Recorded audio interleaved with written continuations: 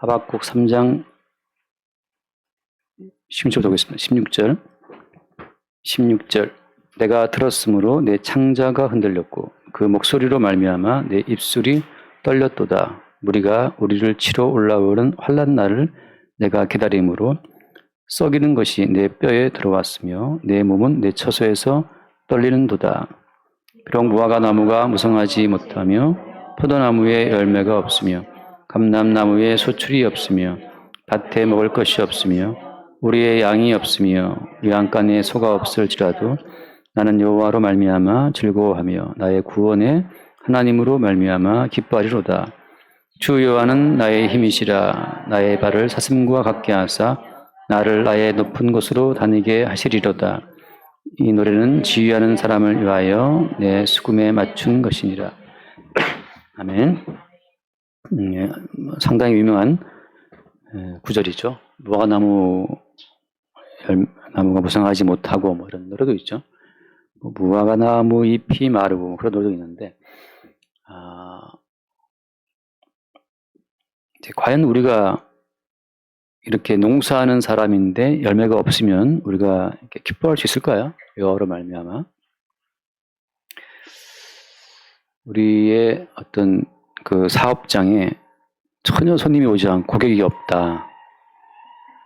임대료를 낼 수 없는 상황이다.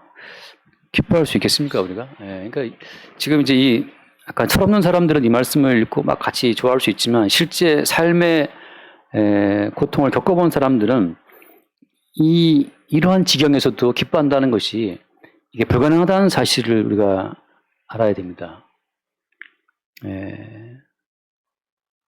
사업이 망하고 직장이 완전히 망해서 직장을 잃고 여러분 어떤 그 가게는 손님이 아무도 오지 않아서 문 닫아야 될 지경에 이른다면 누가 기뻐하겠어요. 그러니까 성경은 지금 인간으로서는 어떤 불가능한 상황을 자꾸만 말한다는 것을 우리가 볼 수 있어야 됩니다. 근데 오늘 말씀 보면 어떤 상황에서 지금 이게 나온 이야기예요? 16절 말씀 보면 16절에 내가 들었으므로 내 창자가 흔들렸고라고 하잖아요. 뭘 들은 거죠? 뭘 들었기 때문에 창자가 흔들리는 거예요? 그 목소리를 말미암아 내 입술이 떨렸도다. 어떤 목소리를 들었는데 그 목소리를 들었더니면 창자가 흔들리고 입술이 떨려. 어떤 거였죠? 무리가 우리를 치러 올라오는 환난 날을 내가 기다림으로. 거대한 군대가 바벨론 군대라든지 우리로 치면 이제 그렇죠. 뭐 중국 군대, 북한 군대 그런 거대한 군대가 쳐들어오는 그 날을 어때요? 그 날을 지금 환난 날을 지금 기다리고 있는 거죠. 그러니까 임박한 환난, 임박한 어떤 멸망의 날을 선지자가 미리 딱 보니까 지금 우리 직장에서 매출이 얼마고 이게 문제가 아니야 지금. 다음 달에 중공군이 쳐들어온다고 치면 미사일을 막 수천 발 날렸다 말이야 서울에다가.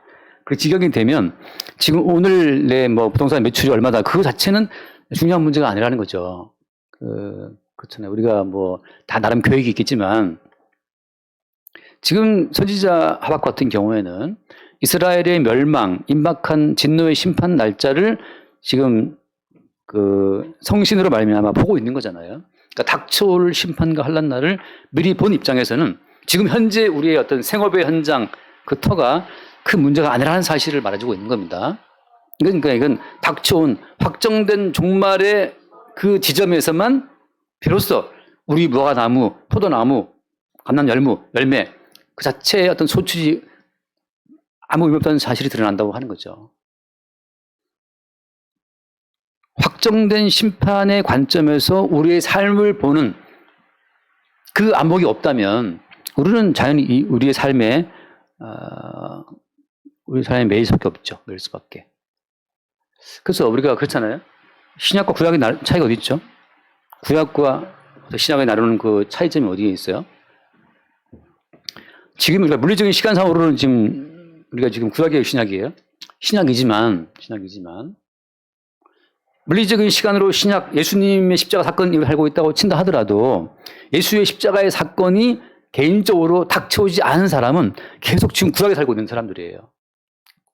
그들은 무슨 말씀을 봐도 율법으로 말씀을 보고 지키려고 애를 씁니다. 왜? 아직 십자가의 사건을 통해서 자기의 본질을 못 봤기 때문에. 네가 이 말씀을 하나라도 지킬 수 없었기 때문에 하나님 아들 예수님이 십자가에 죽었다고 하는 그 사실을 못 보는 사람은 자기의 가능성을 갖고 성경을 보겠죠.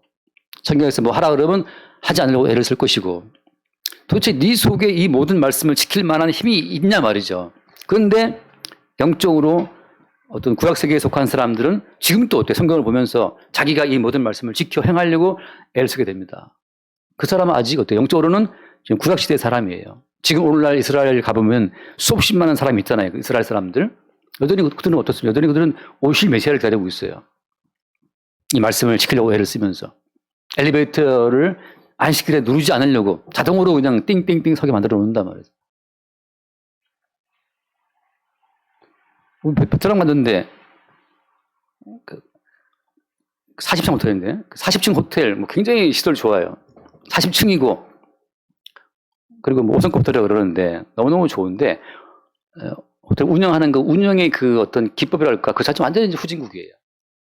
엘리베이터를 아침에 타고 나가야 되는데 40분 동안 엘리베이터가 이게 서지를 않는 거야. 너무 사람이 밀려가지고 이렇게 공항에 가야 되는데 다들 뭐 대만 사람, 한국 사람, 이런 사람 막 몰려오니까 엘리베이터가 막 10,000원이 돼가지고 40층 그 어떤 사모님은 20층부터 걸어 내려왔대요. 10층까지. 하도 엘리베이터가 안 오니까.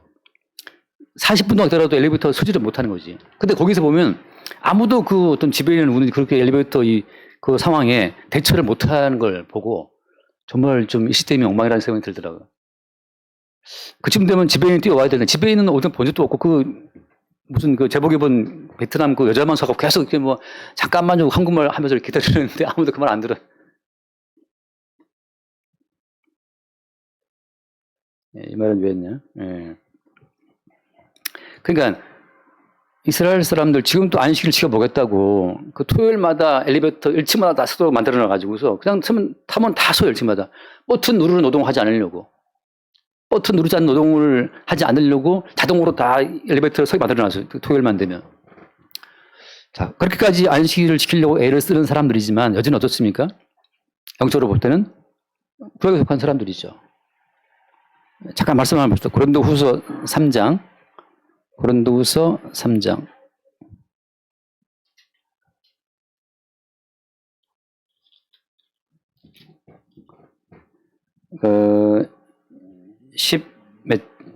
3장 14절. 그러나 그들의 마음이 완고하여. 여러분, 완고하다는 것은 뭘 말해요? 항상 완고하다는 것은 아직 내가 뭔가 할 수 있다라고 자기를 믿는 것이 완고함이에요. 내 노력과 내 힘으로 하나님 뜻을 바꿀 수 있다고 하는 거. 내가 순종하여서 하나님을 기쁘시게 할 수 있다고 하는 거. 하나님을 기쁘시게 할 만한 어떤 그런 순종의 요소가 우리에게 있다고 믿는 그것이 완고함입니다. 부드러운 마음은 하나님 보시기에 어떤 의도 우리가 어떤 의로운 행함도 할 수 없다는 사실을 아는 것이 부드러운 마음이고, 완고한 마음은 아직 내가 할 수 있다라고 하는 거. 그게 완고한 마음인데, 그들의 마음이 완고하여 오늘날까지 구약을 읽을 때 그 수건이 벗겨지지 아니하고 있으니 그 수건은 그리스도 안에서 없어질 것이라. 오늘까지 모세의 읽을 때 수건이 그 마음을 덮었도다. 함께 봐요. 16절. 그러나 언제든지 주께로 돌아가면 그 수건이 벗겨지리라.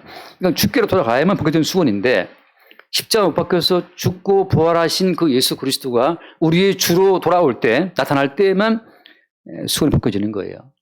그 말은 무슨 말인가? 우리가 뭘 해서가 아니고 모든 걸 대속하시고 모든 걸 이루신 예수 그리스도 안에서 비로소 우리가 하나님 보시기에 의가 된다는 그 사실을 보는 것이 벗겨진 마음이죠. 자, 돌아와서 봅시다.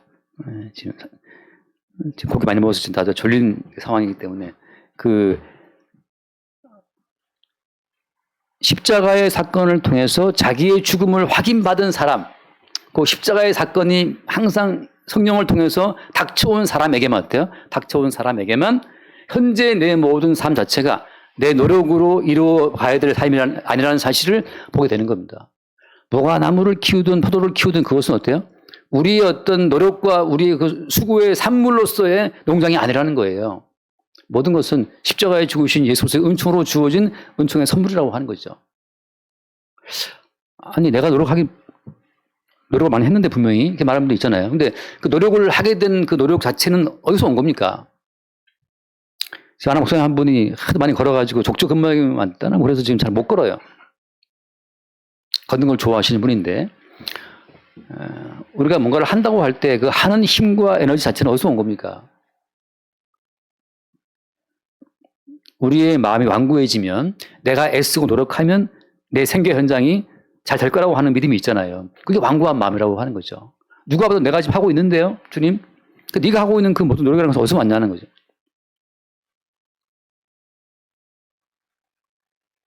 그래서 이 말씀은 그대로 이제 이게 여기서 어떤 시간 자체가 막 섞이면서 지금 이루어지는 거예요.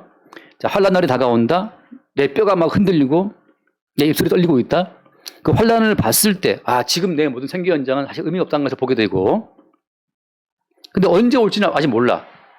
여전히 우리의 모든 삶 자체는 어떻습니까? 삶 자체는 주로 말미암아 지금 돌아가고 있는 거죠. 그거를 보는 사람이 하는 말이 무슨 말인가? 그 18절 말씀 돌아와서 본문 18절 말씀에 나는 여호와로 말미암아 즐거워하며 나의 구원의 하나님으로 말미암아 기뻐한다라고 하잖아요. 자, 구원의 하나님으로 말미암아 기뻐한다. 구원의 하나님으로 말미암아 지금 내게 있는 포도나무가 내게 있는 모과나무가 다 주어진 것이라는 사실을 그때 안다는 거죠.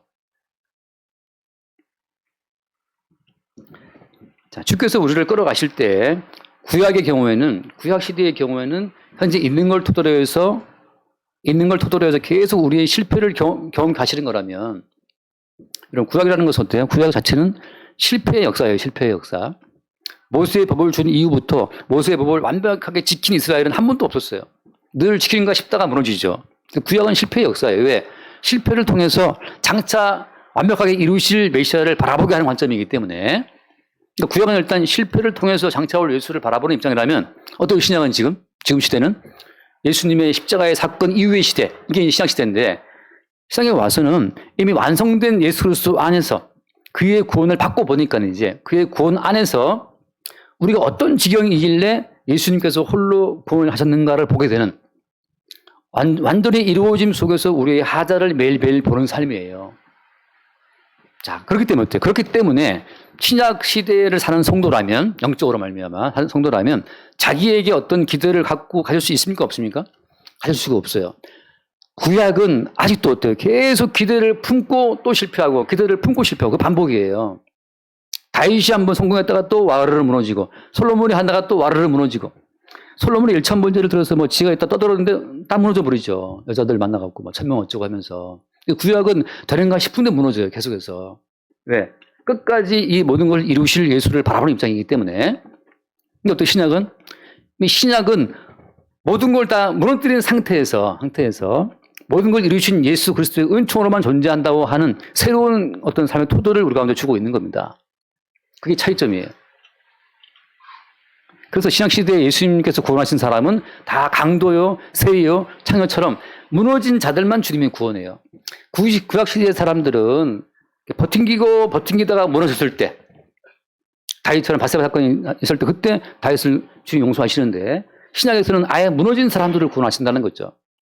그러니까 우리가 만약에 영적으로 신약을 살고 있다면 우리는 매일 뭘 확인하는 겁니까? 매일마다. 우리는 여인을 보고 음욕을 품 자마다 이미 가늠했다고 하는, 이미 가늠자로부터 시작돼요. 구약시대에는 가늠하지 않으려고 막 애를 쓰다가 넘어지면서 예수를 바라보는 거라면, 신약에서는 네가 가늠자기 때문에 예수가 십자가에 죽었다고 하는 것으로 십자가의 사건을 통해서 우리 모두를 죽어마땅한 죄대로 깔고 시작한다는 거죠. 다시 고린도후서 5장 말씀 볼게요. 고린도후서 5장 14절 말씀. 5장 14절. 그리스도의 사랑이 우리를 강권하시는도다. 우리가 생각하는데 한 사람이 모든 사람을 대신하여 죽었은즉 모든 사람이 죽은 것이라. 이게 지금 십자가의 사건 이후를 사는 신약 성도의 자기 자신에 대한 고백이에요.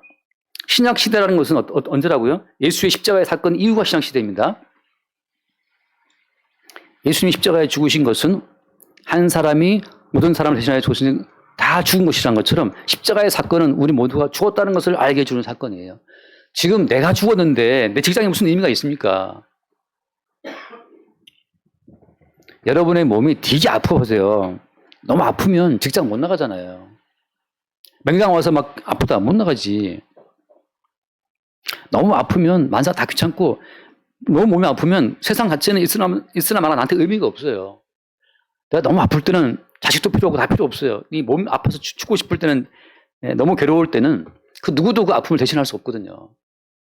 주님께서는 우리를 십자가에서 못 박아서 우리를 죽은 자라 말씀하시는 거지. 죽을 때는 자식이든 부모든 형제든 아무 의미가 없어요. 죽은 자한테 무슨 의미가 있습니까? 내가 되게 아플 때는 남편도 내 아픔을 대신할 수가 없고 누구도 그걸 대신할 수 없거든요.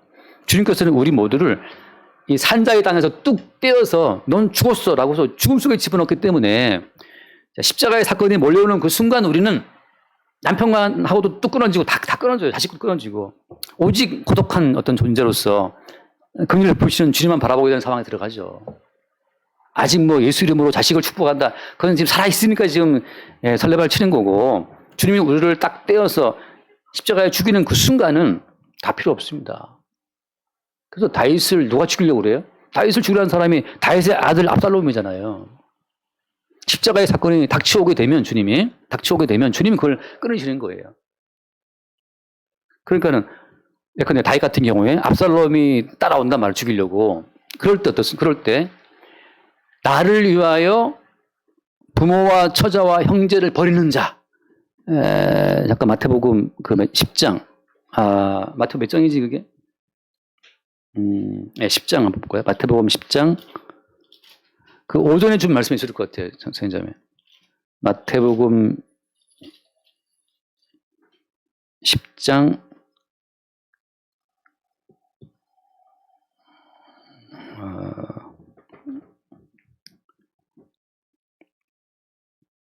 몇 절일까요?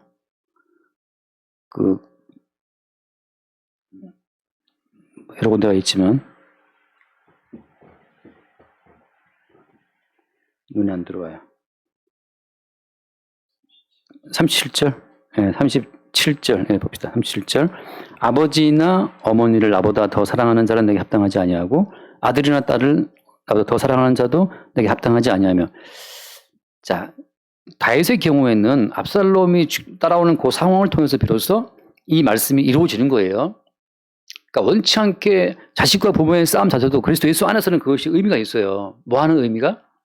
우리 모두를 십자가에 못 박아 죽이는 과정으로서. 그래서 자동적으로 이 모든 말씀이 이루어지게 한다는 거죠. 우리의 의지로 나 주를 더 사랑해야 돼. 난 아들을 버릴 거야. 이거 안 됩니다. 그건 불가능해요. 타고난 우리의 본성은 자식을 버릴 수가 없죠. 예컨대 이삭이 에서를 저주한단 말이죠. 맨정신으로서는 어떻게 아들 저주합니까? 저주할 수 없어요. 그냥 눈이 안 보여가지고 어쩔 수 없이 그냥 야곱에게 속아가지고서 사랑하는 아들한테 저주한 것처럼 그 순간 이삭에게는 아들이나 더 사랑하는 합당치 않다 이 말씀이 그에게 이루어지는 거죠. 우리의 의지로 말씀이 이루어지는 것이 아니고 주님의 큰 모락 가운데에서 모든 말씀이 이루어진 것으로 우리의 삶이 다 계산되는 거예요. 나도 모르게 모든 삶이 이미 다 끝나버렸어요. 그게 주님의 모락이라고 하는 거죠. 한 번 더 말씀 읽읍니다. 로마서 11장 잠깐 읽고 로마서 11장 33절 32절 볼까요?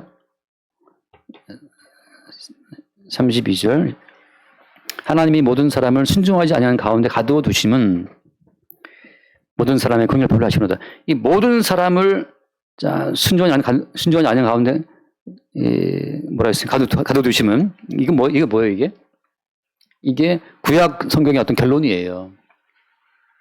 따라서 신약을 사는 성도 입장에서는 자기의 실체를 봤을 때 내가 어떻게 해도 하나님의 순종에 이를 수 없다는 사실을 보게 되는 성도가 신약에 들어온 성도죠. 그들은 누구를 바라봅니까? 그들은 긍휼의 원천 대신 십자가의 예수를 그때 바라보게 되는 거죠. 자, 근데 나는 고백이 뭐냐? 그 다음 말씀 33절 깊도다 하나님의 지혜와 지식의 풍성함이여 그의 판단은 헤아리지 못할 것이며 그의 길은 찾지 못할 것이로다. 바꿔 말하면 성도가 자기의 선명한 의지로 만들어온 인생이라면 이 말을 할 수 없어요. 내가 계산하고 예상해서 움직인 삶이라면. 근데 성도는 원치 않는 길로 끌려가고 원치 않는 사건에 휘말리면서 깊고 오묘한 주님의 지혜와 주의 판단과 주의 모든 지식의 세계로 끌려 들어가는 거예요. 그의 풍성함을 보는 거예요. 내가 계획과 만들어온 인생이라면 내가 공로를 취해야 되겠지만 내가 계획한 모든 길은 어그러지고 빠그러지면서 주께서 예비해 놓으신 길로 따라가면서 주의 풍성한 지혜를 본다면 우리는 주의 지혜를 찬송하게 되겠죠. 그게 성도의 인생이라고 하는 거죠. 그래서 그 끝에 말씀 36절 말씀 36절 이는 만물이 주에게서 나오고 주로 말미암고 주에게로 돌아갑니다. 그에게 영광이 있을지어다. 아멘. 우리에게서 나온 모든 것은 다 벌어집니다. 주 앞에서. 내가 주를 위해 하고자 하는 건 다 벌어지게 되고 오히려 주께서 원하시는 것을 주님이 취하시는 거예요. 아브라함이 처음부터 이삭을 바치겠습니다 안 했어요. 주께서 아브라함에게 사랑하는 아들 바치라고 말씀하셨잖아요. 그런 것처럼 주님께서는 우리의 인생을 통해서 주께서 원하시는 엑기스를 뽑아가신다고 하는 거. 그것이 자식이든 부모든 돈이든 명예든 간에 주께서 주님이 원하시는 어떤 엑기스를 뽑아가신다는 거. 우리는 어때요? 그 주님께 우리 인생을 맡길 뿐이죠. 우리가 이거 드릴게요 주님. 그거 필요 없어. 나 안 받아 그거. 이거 어떻습니까? 그거 네가 고른 거 필요 없어. 의미 없어. 주께서 주님이 원하시는 것을 취하신다고 하는. 자, 그 주님의 안목에서 자기 인생을 봤을 때 나오는 고백이 오늘 말씀처럼 자, 모가나무가 무성하지 못했다. 포도나 열매가 없다. 소출이 없다. 직장이 완전히 망했다. 사업장이 망했다는 이 마음조차도 이미 모든 걸 이루시는 예수님의 계획 속에 있다는 사실을 보게 될 때 어때요? 그 마음 속에서 이것을 망하게 하신 주를 바라보는 즐거움이 있는 거예요.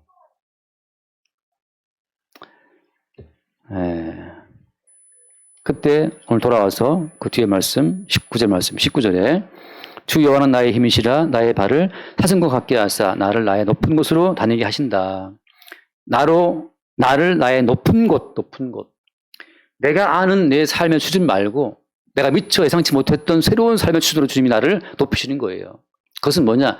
인간의 세계, 인간의 행함이 오늘이 되어서 만들어가는 그 인간의 세계가 아니고 지혜와 지식의 풍성함이 많으신 그 주님께서 만들어 가시는 새로운 세계의 차원에서 자기 인생을 보는 안목이 생긴다고 하는 거죠. 그때 뭐가 주어져요? 그때 성도에게 자유가 줘요. 자유가. 가끔 제가 하는 말처럼 무엇을 어떻게 하고 살아도 상관이 없어요. 우리의 삶은 마치 그 어항에 갇힌 어항에 갇힌 금붕어 새끼가 왔다 갔다 해도 그 속에 있는 것처럼 그 창경궁에 가면 연못에 이따만한 그 잉어가 살잖아. 왔다 갔다 하면서 그 잉어가 연못에서 여기 있든 저 끝에 가든 간에 그냥 연못 속에 있는 것처럼 성도의 모든 삶은 그냥 마음대로 다녀도 어때요? 주님의 뜻이라고 하는 큰 바운더리를 못 벗어납니다. 그때 하박국처럼 내 포도나무가 많다 하더라도 주님이 행하신 일이기 때문에 주의 뜻 가운데 여기 있다 저기 있다 자체가 의미가 없는 거죠. 그 성도의 자유라고 하는 거예요. 내가 만들어가는 내 인생이 아니라 주께서 만들어 가시는 인생을 지켜보는 자의 즐거움이죠. 그 탑건에 보면 그 비치발리볼 하는 장면이 나오는데 그 감독이 그 비치발을 이틀 동안인가 30일 동안 그렇게 남자들 이렇게 근육 보이면서 이렇게 배구하는 거 나오는데 그때 그 탐 크루즈가 막 무지 항의했답니다. 이게 왜 이렇게 많이 오래 찍냐, 이게 의미가 있냐. 근데 감독은 그걸 찍을 때 당시 가장 여자들이 선호하는 그 체형, 이거 바디 뭐라 그러나 그거. 아무튼 그런 모든 걸 연구해 가지고 그 배우들한테 가장 그 사람들이 선호하는 그 자세가 나오도록 찍었다는 것들 동안 찍었다는 거죠. 근육질의 몸매부터 해서 각도, 어떤 자세, 여인들이 보고 막 이렇게 환상에 빠질 만큼 그게 영웅을 찍었대요. 탐 크루즈는 불만이 많아요. 이렇게 더운데 찍고 있냐 그러지만 감독은 다 그게 있었던 거예요. 다 생각이 있었어요. 과연 그 장면에서 여인들이 탑건 장면에서 기억나는 장면 하면 그 탐 크루즈가 벌거벗고 찍은 그 장면, 배구한 장면이 남아있다는 거죠. 우리 인생은 우리가 만들어 간다라는 것이 아니고 주께서 포도나무 소출을 줬다가 안 줬다가 주님이 하시는 거예요. 주시는 분 또 주님이고 어때요 또? 때로 주님은 또 취해가시면 주님이시고 젊음을 주었다가 젊음 거두하시잖아요. 나더러 파마했냐 물어보더니 아까 전에 함정희 수사님이 파마한 게 아니고 이제 머리가 가늘어져 갖고 머리가 그냥 이렇게 날려. 옛날에 빳빳한 머리였는데 이제는 머리가 이제 힘이 없는 거죠. 주님 왜 이러십니까? 빳빳한 거 주셨다고 지금 거둬갑니까? 주님 하신 일이죠. 옛날에는 그런데 지금은 힘이 없어요. 주님께서 행하시는 그 모든 일을 통해서 계속 뭘 보게 하시는 거냐 하면 이를 이루시는 여호와, 이를 이루시는 주님만 보게 하시는 거죠. 그러니까 우리 인생은 주님의 지혜와 모략의 결정체인 십자가의 예수를 증거하는 용도로 주님이 부르셨기 때문에 외양간에 소가 있든 없든 우리의 양이 있든 없든 그건 주께서 양을 주시면 있는 거고 안 주시면 없는 거예요. 제 양을 삼성전자를 하더라도 노키아 망한 것처럼 망할 수도 있는 거잖아요. 아는 친구 목사님 사면 또 삼성전자 살았는데 지금 안 올라갔고 지금 계속 이러고 있는데 잘 모르는 분이 들어가도 그렇게 물리는 것 같아요.